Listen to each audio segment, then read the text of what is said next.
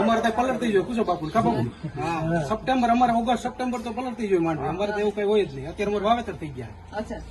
વાવેતર થઈ ગયા તો એમને આ સરકારે જે પેકેજ જાહેર કર્યું 3520 રૂપિયા એના માટે તમારે શું કેવું ના બહુ સારી વાત છે સરકારે બહુ સારી વાત છે અમારે તો બેન આ ટેક્સ નથી ભૂખ્યો નથી અમારે ગોંડલમાં એવું છે 22,000 માં સારું કર્યું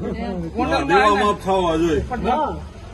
ગોંડલમાં અમારે એવું છે અમારે પોપટ ટેક્સો નો હોય ભૂખોય નો હોય બરાબર તમારા ગણેશભાઈ વાળું બધું બરાબર જ હોય અચ્છા એવું હા એવું છે ગણેશભાઈ આપતા હશે ને તમને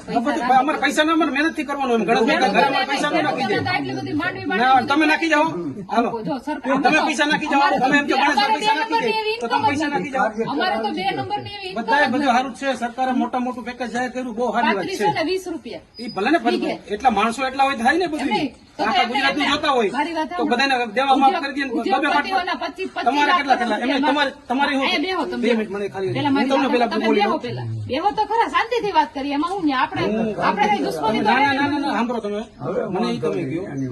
કે તમારે કેમ કેવું કેટલું કેવું કે સરકારે ખેડૂતને કેટલા પૈસા આપવા જોઈએ સરકારે તો ખેડૂતોનું જે દેવું છે ને એ દેવું માફ કરી દેવું છે 10,000 કરોડ નું પેકેજ આપ્યું ને એના બદલે 96,000 કરોડ નું પેકેજ કરી દે ને એટલે સરકાર દરેક ખેડૂત ઉપર જે દેવું છે ને એ દેવું માફ થઈ જાય અત્યારે તમે વિચારો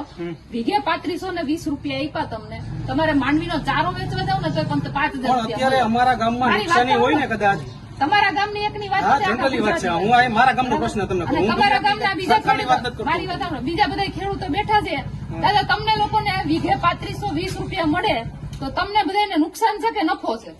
ઈ કયો એની ચર્ચા કરી લ્યો બેન